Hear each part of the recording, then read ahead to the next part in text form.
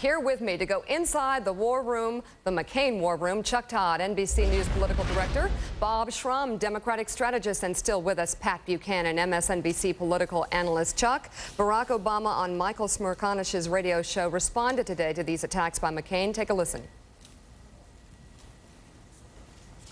All right, this is what he talked about on Smerconish. He basically said if John McCain is going to be making this a centerpiece of his campaign, he just doesn't get it. Chuck Todd, here's the deal. If it is going to be something that works, I could see why John McCain would make it a centerpiece of the campaign. But my question to you, does it appear to be working? Here is actually, first, let's listen to Barack Obama on Smerconish. The fact that, Senator McCain wants to make this the centerpiece of his campaign is pretty remarkable. I mean, we are going through an enormous challenge right now.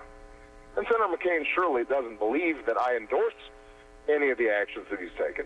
The central thing that people need to know is this guy is not part of my inner circle. He doesn't advise my campaign. He's not going to advise me as president. This is a red herring. Chuck, any indication this is working, especially in the middle of this economic crisis?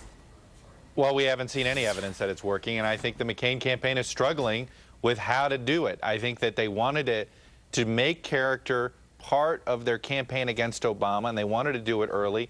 But they waited. Yeah, you talk to a lot of folks, and there are a lot of people who think they waited too long to introduce Ayers into the conversation. He was introduced a little bit during the primaries, not much. It was mostly Reverend Wright was the issue that he had to deal with more then.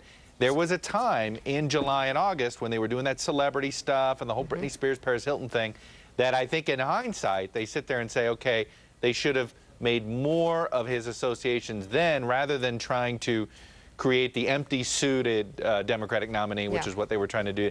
This goes to this whole problem that the McCain campaign has had.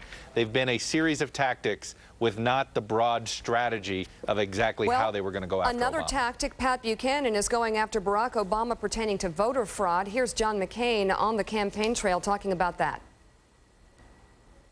My friends, you've seen the allegations, the multiple registrations under the same name, the more registered voters than the population. You've seen these are serious allegations, my friends, and they must be investigated, and they must be investigated immediately, and they must be stopped. Pat, what's he doing, and does this go beyond the base? What he's doing, I think Chuck is exactly right on this. Look, Barack Obama was very comfortable with an Afro-racist character who hates America, despises America. Reverend Wright with this unrepentant bomber, wine and cheese parties there, and this crook Rezko who helped him get his house. Now, these are all his associates. He was comfortable with them. But if you're going to make the case that Barack Obama's character is deeply questionable, you do it long ago. You don't suddenly bring these things up and introduce them in the middle of a financial collapse and economic crisis. It looks opportunistic, it looks belated. People say, why now? So I think that is why it has not been ineffective, and it may very well be too late. And I agree with Chuck again. It reflects a certain schizophrenia in the McCain camp. John McCain told them, North Carolina, they're going after Reverend Wright. And McCain said, don't do that, that's off limits.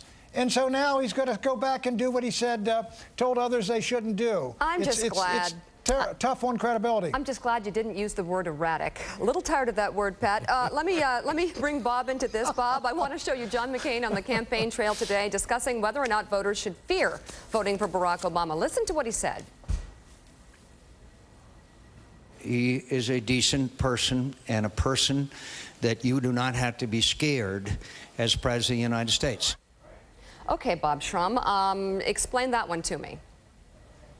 Well, it's either his conscience is bothering him, or they got back some polling data saying this isn't working. I mean, the way Pat talked about this a minute ago had that same kind of McCarthyite quality as the ad that we heard from McCain, which said he worked with terrorist William Ayers when it was convenient, giving the impression that somehow or other he worked with him on terrorism. Look, the more serious things have gotten in this country with the economy, the more frivolous the McCain campaign has gotten. And Ayers and Acorn and Obama's middle name are not going to take this campaign in a different direction. McCain is sending the country a signal that he can't and won't talk seriously about the economy, so he's going to try to smear his opponent. It's going to fail. Now, Chuck, that seems to be the conventional wisdom in the editorials and among maybe some of the media elite, but is that the kind of tactic that works in Pennsylvania, in some of these states that John McCain needs to get a hold on to? Well, I'll tell you, there's something happened today in Minnesota that I think it didn't happen in isolation. The Republican incumbent there, Norm Coleman, made a decision. He's pulling all of his negative ads. Now, he's in that race with Al Franken. It's been a very negative race. Minnesota's a state that we've seen some negative ads in the presidential race.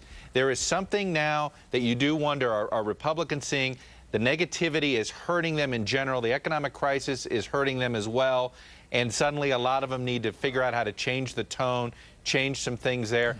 I wonder if you're going to start seeing that maybe the McCain campaign saw their negatives go up. That's why we saw what McCain said today. Norm Coleman made his decision in Minnesota. He's yanking all his negative ads for the duration of the campaign. A stunning decision 4 weeks out. Sometimes candidates do it 10 days out. 4 weeks out is a big decision to do that. That tells you that they're seeing something in their polling. And I just wonder in general, is this economic crisis trumping everything right now? I wonder and too. To the point where everybody's afraid of going negative. Pat Buchanan, real quick, Sarah Palin, is she possibly not being utilized in the way she can, and is she not bringing to the table what a Mitt Romney would be bringing to the table right now?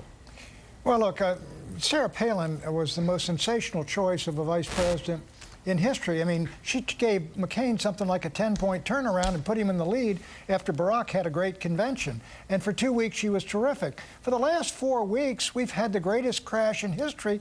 And I think if McCain loses, folks are going to say it was because of the crash and economic crisis and collapse, not because Sarah Palin had a tough interview with Katie Couric. Yeah, all right. Our panel stands by.